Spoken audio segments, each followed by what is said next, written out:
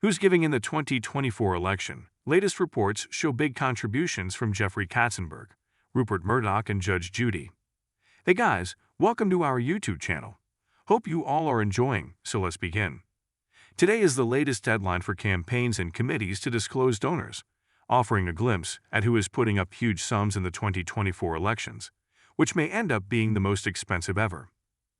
According to the latest filings with the Federal Election Commission, Jeffrey Katzenberg, who is campaign co-chair of Joe Biden's campaign, contributed $1 million to the FFPT, which is short for Future Forward, the main independent entity backing the president's re-election bid.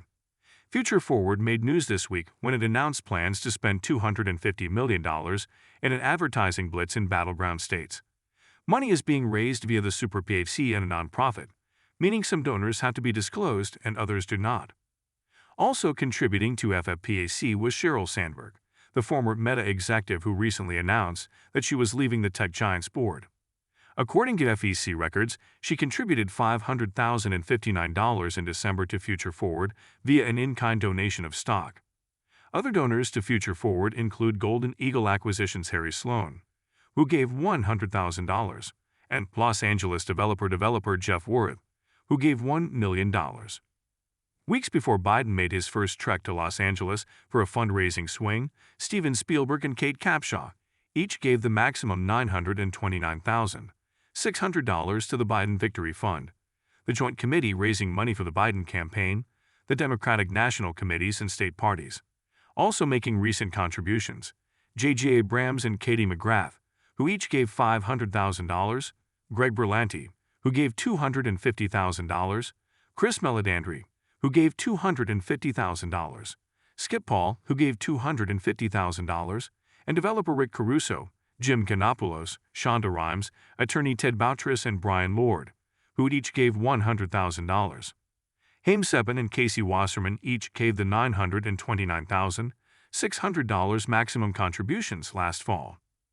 One of the main super PHCs supporting former President Donald Trump, NAJA Incorporated, received $5.25 million in contributions from Linda McMahon, the former Small Business Administration Administrator and former President and CEO of WWE, and $1 million from Los Angeles developer Jeff Palmer. High-dollar donors also have set their sights on the race for the Senate. In October, Rupert Murdoch contributed $2 million to the Senate Leadership Fund, the Super PAC led by Mitch McConnell, to try to retake the upper chamber. Hat tip, Buck News, the Democrats' counterpart, the Senate Majority PHC, received contributions from Abrams and McGrath, who each gave $125,000. Spielberg and Capshaw each made two separate contributions of $125,000 to the Super PAC in August, according to FEC records.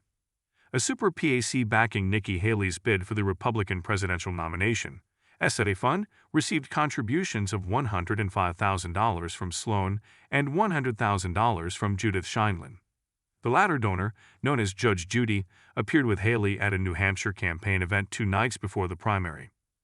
A Super PAC supporting Chris Christie's now-ended presidential race, meanwhile, drew a $200,000 contribution from Tyler Perry, a $46,700 contribution from Barry Diller, and a $100,000 contribution from attorney Dan Webb, who represented Fox in the Dominion Voting Systems litigation. Christie dropped out of the race earlier this month. Judge Judy's grandson produces one of her shows. Judge Judy's son is on another of her shows. Judge Judy's granddaughter works with her. Judge Judy has an additional new Amazon program. So what's Judge Judy's real problem? She flew from Florida to support Nikki Haley, afterward to California to work. On her plane, husband Judge Jerry and their Shih Tzu. Judge Jerry, large size, takes care of himself. Shih Tzu Jody, 5 pounds, can't take care of herself. Nickaville was freezing, the ground snowy. Shih Tzu Joey likes warm weather, adored, pampered, hours clicked away, and she needs grass to pee. The nearest was a continent away. Mom's synthetic grass rug on the plane? Shove it. Wouldn't do. The problem was this ladder-like Shih Tzu, who would not piddle until Mama's plane reached Alax, 14 hours. Judge Judy Scheindlin and her husband, Jerry Scheindlin, have kept their 46-year marriage alive by doing 2 simple things. You don't spend 24 hours together, Judy, 81, recently told E! News, because that's deadly. The courtroom TV star also stressed that partners should make sure that their partners still find them attractive. "Jerry just celebrated his 90th birthday," she told the outlet. "And I still like to look at him when he walks in the room. That's a key." This is not the first time that she's offered advice to other couples. In 2021, the Emmy Award-winning judge told people that staying fit is essential too. "We're both very surface people when it comes to that," the Judy Justice star explained at the time. "You know, if you fall instantaneously for somebody, that means there's a physical attraction. And people age, they change. You can either do it gracefully, or you can say, I give up." And for myself, I said I choose to not give up. I choose to stay fit. So don't even think about anything but staying, looking as good as you can possibly look at this stage in your life, she added. I don't have to tell him that more than once. He loves himself desperately. The couple who got married in 1977 and share 5 children from both of their previous marriages reportedly met one night at a bar while they were both attorneys. "I just finished trying a murder case as a defense lawyer," he told the Los Angeles Times in 1999. She was a prosecutor. There was a reporter from the New York Post there at the bar, and I was speaking to